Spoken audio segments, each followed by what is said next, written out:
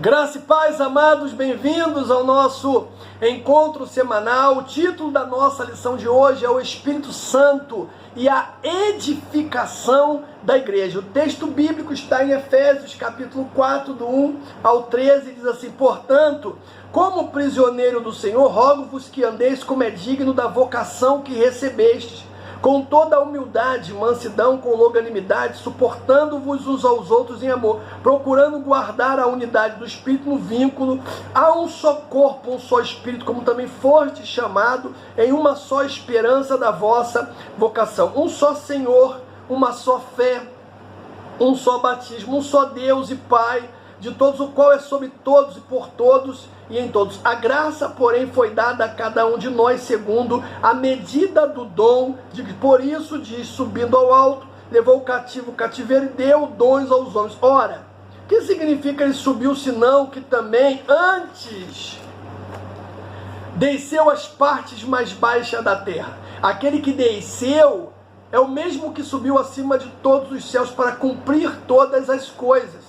Ele mesmo deu uns para apóstolos, outros para profetas, outros para evangelistas e outros para pastores e doutores, tendo em vista o aperfeiçoamento dos santos para o desempenho do ministério, para a edificação do corpo de Cristo, até que todos cheguemos à unidade da fé e do pleno conhecimento do Filho de Deus, a perfeita varonilidade, a medida da estatura, da plenitude de Cristo, palavra do Senhor. Amados, antes de entrarmos nos objetivos, eu quero dizer o seguinte: a igreja não é uma sociedade como outra qualquer.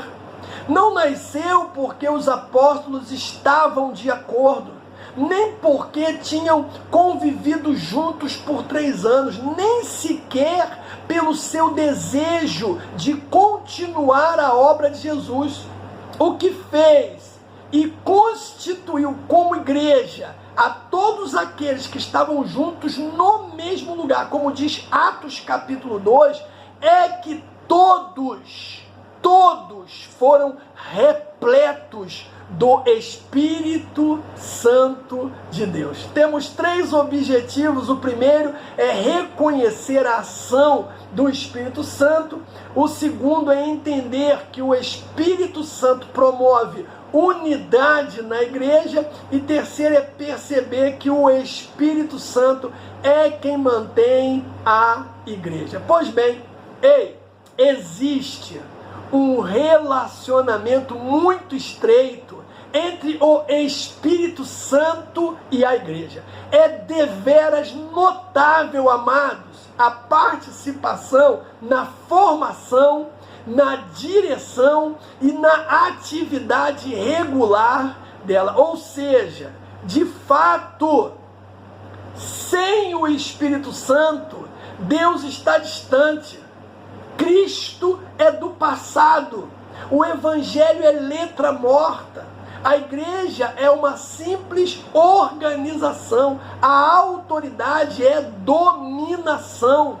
A missão é propaganda. O culto é evocação. O agir cristão é uma moral de escravos. Mas com o Espírito Santo e no Espírito Santo, o universo é elevado e clama pelo reino de Deus. Aleluia! A presença do Cristo ressuscitado é reconhecida. O Evangelho é vida e poder. Igreja significa comunhão trinitária. A autoridade é um serviço libertador. A missão é um Pentecoste e a liturgia é memorial e antecipação do mistério. E o agir humano é divinizado.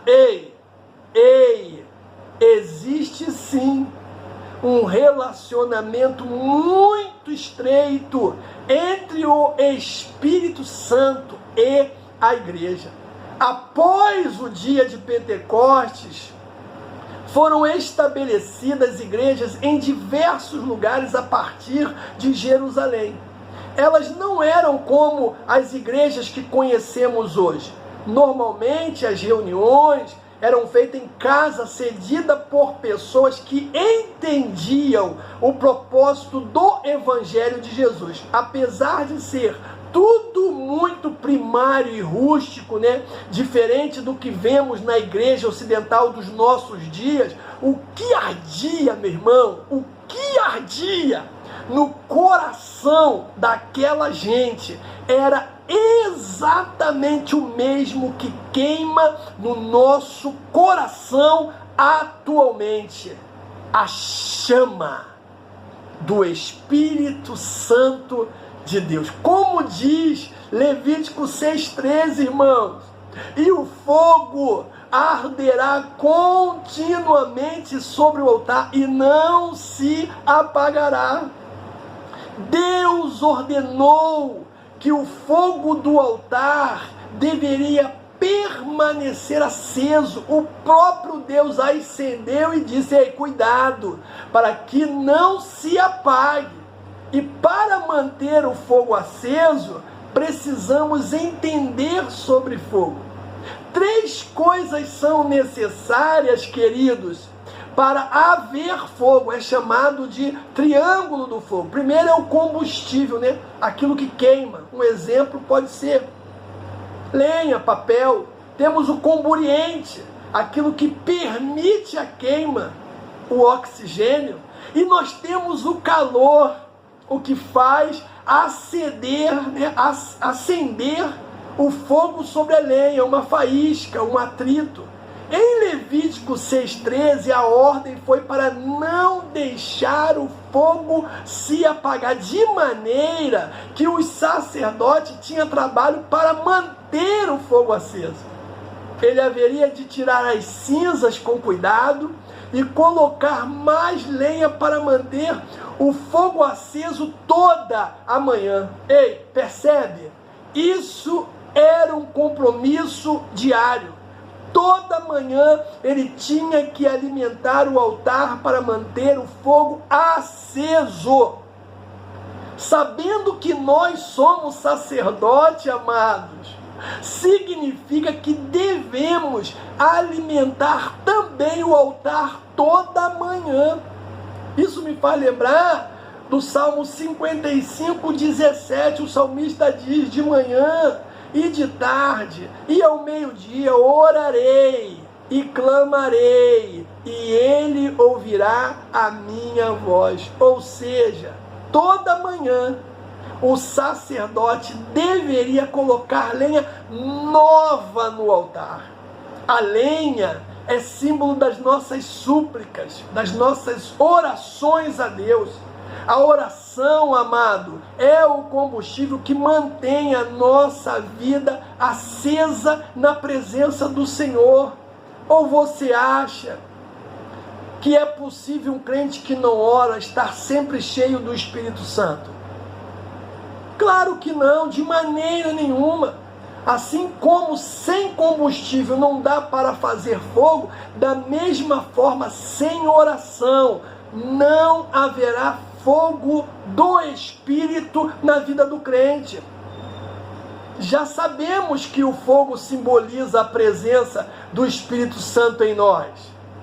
E é por isso, queridos, que os homens mais usados por Deus na Bíblia, os mais cheios do Espírito Santo, eram também aqueles mais fervorosos em oração. O próprio Senhor Jesus é o maior exemplo disso. Ele passava noites inteiras em oração. Dá uma olhadinha em Lucas 6,12. O que significa que colocar lenha de manhã é o mínimo que precisamos fazer para manter o fogo aceso. O cristão que ora apenas de vez em quando, uma vez por semana, ou quando lembra, será que ainda tem fogo aceso na sua vida? Então, ore cada vez mais, e o fogo do Espírito Santo, meu irmão, vai incendiar você e tudo mais que tiver ao seu redor. tenha uma vida de oração, e assim você manterá sempre acesa a chama do Espírito Santo de Deus. Pois bem, nosso primeiro ponto ou tópico fala do Espírito e a igreja. No Antigo Testamento, o povo de Israel era conhecido como a congregação de Deus, pois era chamado dentre todas as outras nações para ser um povo separado para o Senhor. No Novo Testamento, o verdadeiro início da igreja de Jesus Cristo teve como marco o dia de Pentecostes, a descida do Espírito Santo em Jerusalém, quando os crentes estavam reunidos no cenáculo, depois da ressurreição de Jesus. A palavra grega para definir igreja é eclésia, cujo significado é uma assembleia de chamados para fora, ou seja, a igreja é uma instituição que agrega aqueles que recebem Jesus como seu Salvador e são separados do mundo pecaminoso a fim de viverem para Cristo. É o que diz João 15. Enquanto Jesus esteve aqui na terra, no exercício do seu ministério, a igreja não foi estabelecida. No entanto, após a descida do Espírito Santo, capacitando os cristãos, os discípulos do Senhor finalmente iniciaram a igreja em Jerusalém. É o que diz Atos 2, do 42 ao 47. Eu vou ler aqui, Atos 2,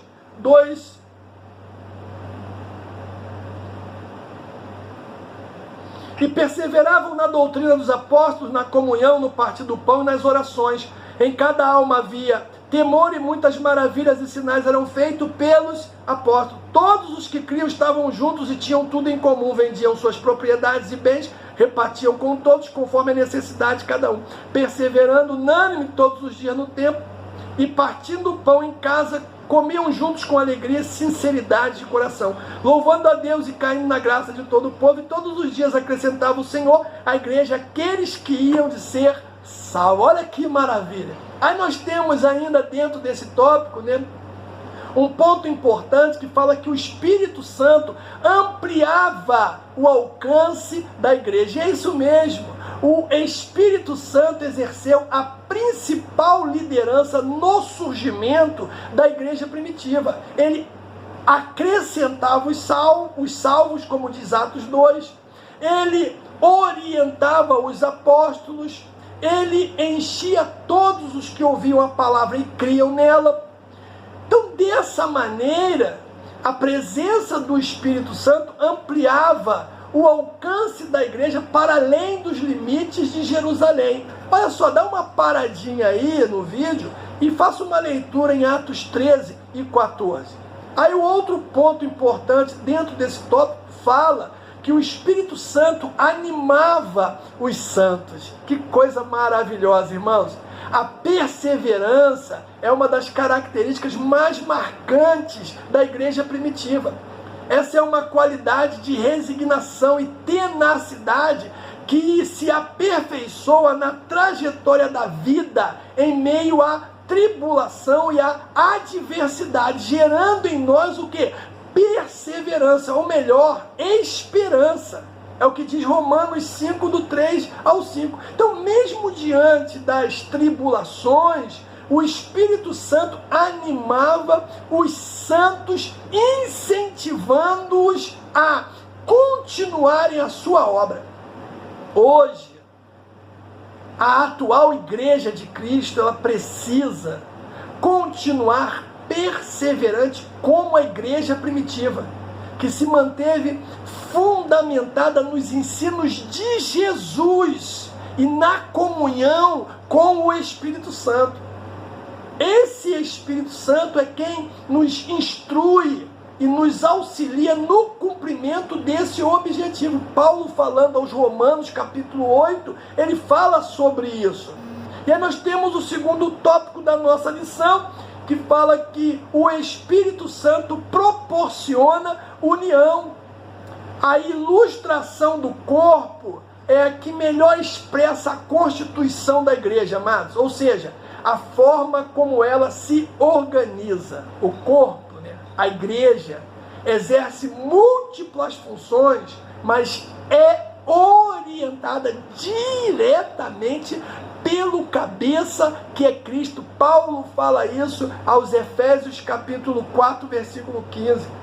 Após a salvação proporcionada pela graça por meio da fé, o cristão ele deve se integrar à igreja, formando o corpo de Cristo com os outros irmãos, isso é, a congregação de pessoas que professam a fé no mesmo Salvador. Que Salvador é esse? Jesus Cristo. Aí o outro ponto também importante, dentro desse segundo tópico, fala que o corpo é formado por diversos membros.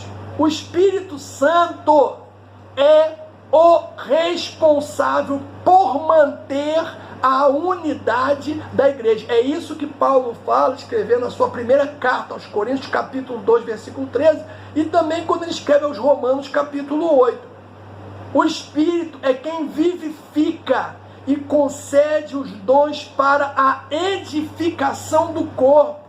Então, quando existe desunião ou rebelião no meio do povo de Deus, provavelmente é porque existe alguém que deixou de dar lugar ao Espírito Santo em sua vida. Olha que Paulo fala, a primeira carta aos Tessalonicenses 5,19. Um corpo é formado por diversos membros e todos estão em comunhão. Ou seja, interligado uns aos outros, executando suas atividades em comunhão. Paulo fala isso ao escrever a primeira carta aos Coríntios 12, 25 ao 27. Aí outro ponto importante fala que também unidos pela esperança. A esperança do cristão deve estar em seu futuro encontro com Jesus. João 14, do 1 ao 4, irmãos. Por isso, necessitamos do Espírito para nos ajudar a esperar por algo que não vemos, mas que nos foi prometido pelo próprio Cristo. João 14, 2 e 3. Jesus ocupa a posição de líder da igreja. Jesus ocupa a posição de líder. E o Espírito Santo guia, ensinando a guardar os princípios do Mestre e capacitando a realizar a sua obra. Paulo declarou que se esperamos em Cristo, amados, só nessa vida, somos mais que miseráveis de todos os homens. Então, manter a unidade é importante, pois ajuda-nos mutualmente e conseguimos assim chegar mais longe do que se estivéssemos por conta própria. Olha que coisa linda!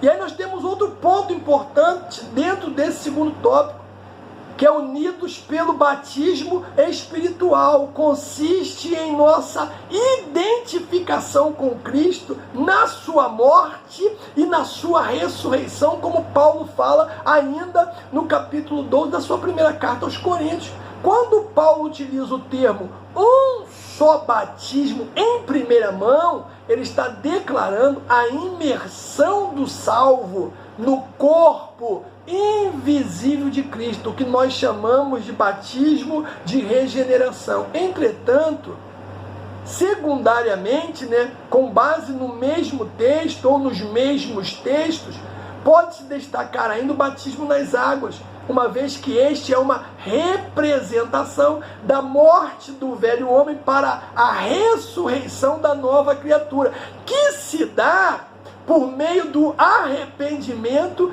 e da fé no sacrifício de Jesus. Romanos 6 e Efésios 4. O batismo é um ato de confirmação da confiança e da esperança que o cristão tem depositado em Cristo, confirmando sua fé em que ele voltará para buscar a sua igreja. Essa fé, meu irmão, permite ao cristão abdicar da sua própria vontade para deixar que Jesus assuma o controle da sua vida. Que coisa linda! Oh, glória! De que forma? Entregando-se totalmente a Ele. Dessa forma, amados, o cristão segue os preceitos de Jesus e pratica a comunhão e o amor com a igreja. É o que diz o escritor aos Hebreus, capítulo de número 11, versículo, se não me engano, versículo 6. Aí nós temos outro ponto também muito importante, que fala unidos pela regeneração. Embora a regeneração ocorra com o consentimento humano, as santas escrituras declaram que o Espírito é quem promove realmente. A regeneração é chamada de nascer de novo, nascer do Espírito, nascer de Deus, estar em Cristo, ser uma nova criatura. João 3, do 3 ao 6, e segunda carta aos Coríntios 5,17. João diz, Jesus respondeu e disse, na verdade te digo que aquele que não nascer de novo não pode ver o reino de Deus. Disse-lhe Nicodemo, como pode um homem nascer sendo velho? Pode porventura tornar a entrar no ventre da sua mãe e nascer? Jesus respondeu, na verdade digo que aquele que não nascer da água e do Espírito não pode entrar no reino de Deus. O que é nascido da carne é carne, e o que é nascido do Espírito é Espírito.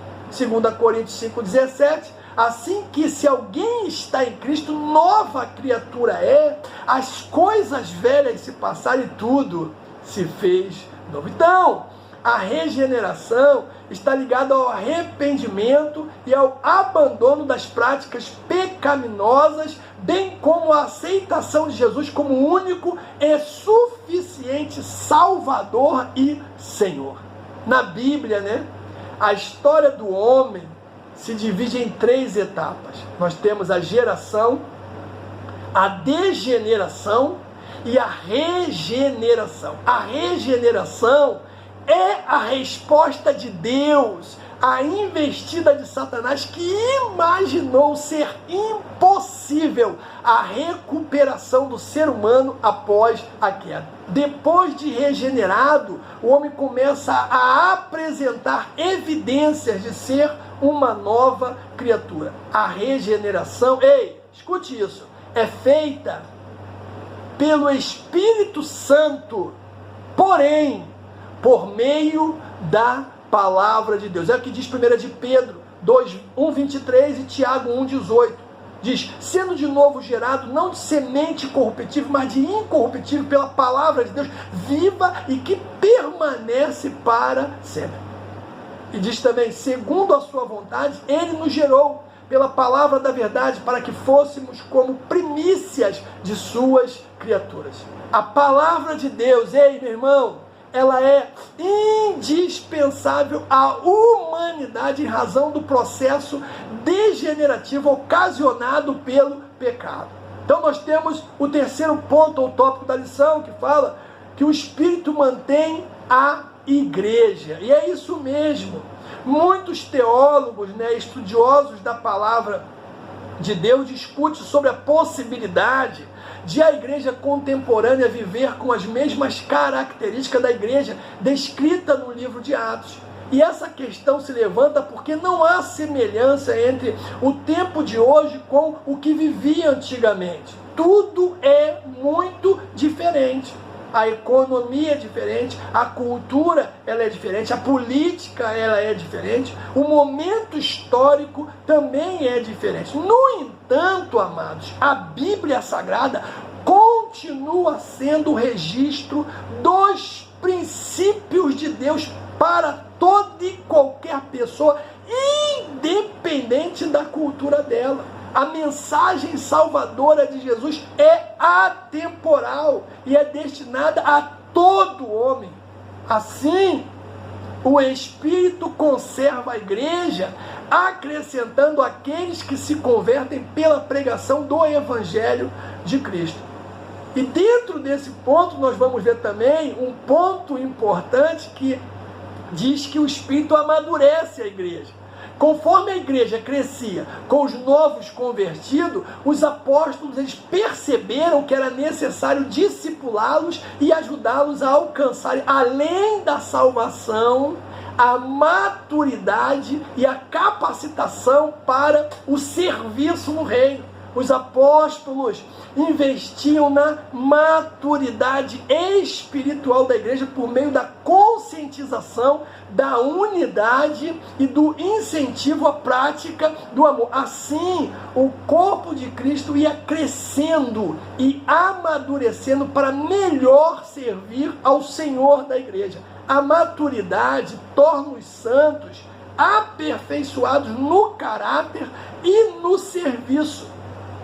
Produz a edificação do corpo e a unidade da fé e previne também a igreja contra as falsas doutrinas. É o que diz Efésios 4, do 11 ao 16. Ele mesmo deu uns para apóstolos, outros para profetas, outros para evangelistas, outros para pastores e doutores, querendo o aperfeiçoamento dos santos para a obra do ministério, para a edificação do corpo de Cristo, até que todos cheguemos à unidade da fé e ao conhecimento do Filho de Deus, o homem perfeito, à medida da estatura completa de Cristo, para que não sejamos mais meninos inconstantes, levados por roda de todo vento de doutrina, pelo engano dos homens que com astúcia enganam fraudulosamente. Antes, seguindo a verdade em amor, cresçamos em tudo naquele que é o cabeça, Cristo, do qual todo o corpo bem ajustado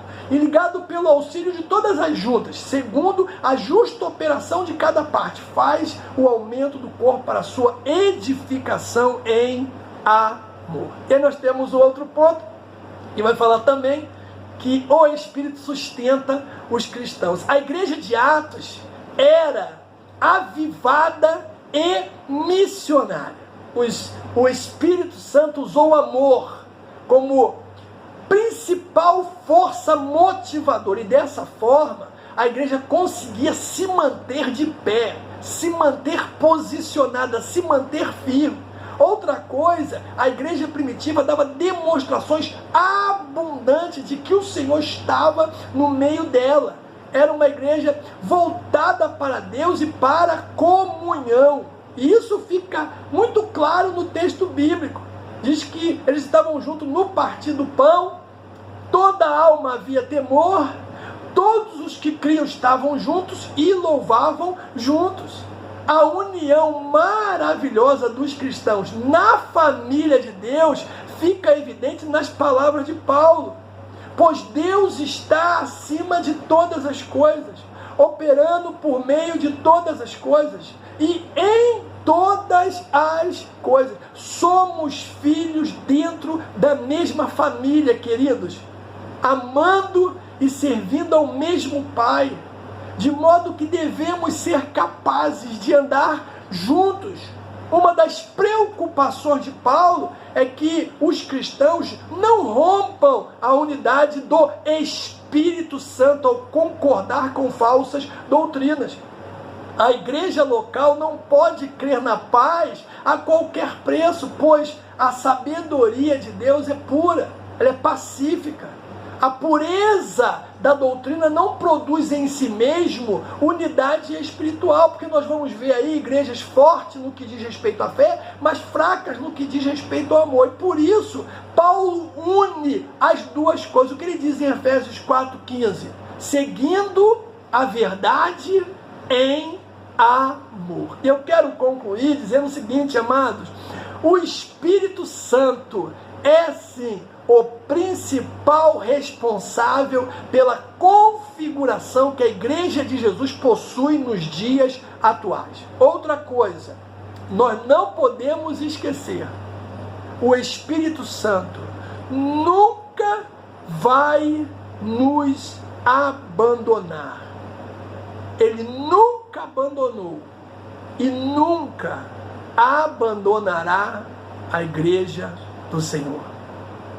O texto diz: eu vou para o Pai, enviarei um, e ele estará convosco todos os dias, até a consumação no céu. Que o Senhor te abençoe, meu irmão, no nome de Jesus.